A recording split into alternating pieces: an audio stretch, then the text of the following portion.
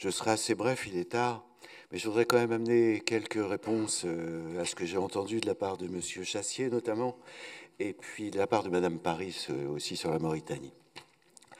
En fait, on est toujours confronté aux mêmes obsessions dans vos rangs.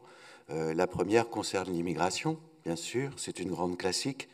Moi, je crois que vous mélangez des choses. L'immigration dans notre pays, c'est pas l'immigration qui a un problème, c'est l'intégration qu'on a du mal à mettre en œuvre. Et c'est bien ce que la région essaie de mettre en place, parce que les politiques nationales sont déficientes, que les moyens ne sont pas suffisants, et la région s'implique pour essayer d'accueillir les immigrés d'une façon cohérente. Sommes-nous angéliques, comme ça nous est souvent dit? Mais enfin, peut-on construire des murs pour empêcher les populations, vous l'avez dit, Monsieur Chassier, qui vivent dans des pays extrêmement pauvres et qui ont envie d'intégrer les nôtres? Il y a des signes qui ne trompent pas. Hein. Je rappellerai très rapidement 30 000 décès en 10 ans dans la Méditerranée et je ne sais combien dans la Manche, et les chiffres sont souvent sous-estimés. On ne peut pas construire de murs. L'immigration, peut-être que des océans arrivent à l'empêcher, mais même pas les mers. Donc on voit bien que ça, c'est une utopie de vouloir arrêter ça. Ensuite, l'autre élément complètement aberrant, c'est que tout le monde reconnaît qu'au fond, on va avoir besoin d'arrivée d'immigrants.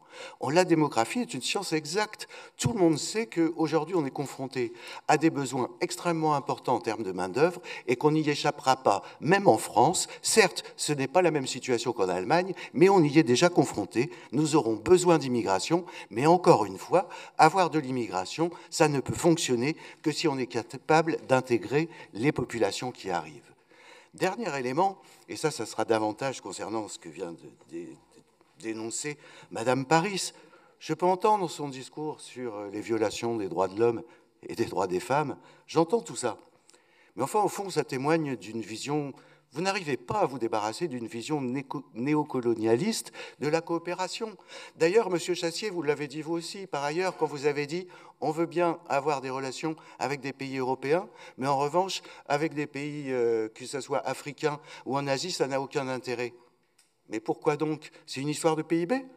Je veux dire, aujourd'hui, dans la situation dans laquelle on est, on parle, dans tout ce qui est développé là, on parle d'échanges avec des collaborations et des apports qui viennent des deux côtés. Sur le réchauffement climatique, les pays africains ou les pays asiatiques sont en avance sur les phénomènes auxquels ils sont confrontés. Et ils peuvent effectivement nous amener des choses extrêmement intéressantes, et donc les collaborations sont toujours bonnes. Enfin, sur ce que vous disiez, sur comment est-ce qu'on peut faire évoluer les choses dans des pays comme la Mauritanie, moi, laissez-moi vous dire que je crois beaucoup plus dans la force des échanges plutôt que de vouloir imposer des changements de fonctionnement et des modifications culturelles par la force. Les derniers qui ont essayé de faire ça, c'est les Américains en Irak, avec le succès que l'on connaît et ce qu'on vit aujourd'hui.